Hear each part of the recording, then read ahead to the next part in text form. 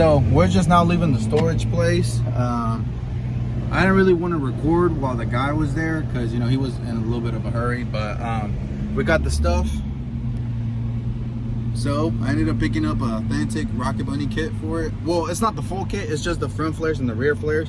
I still have to source a front bumper for it. Yo, what's up? So this is gonna be the ending of the video I did when I went to go pick up the kit. So come with me over here.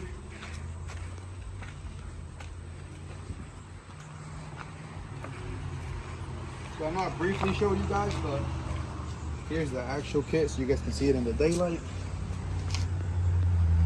So I'm missing the front bumper still, but I got the front flares and the rear flares for the wide body. So yeah, we're gonna end up wide bodying this boy again.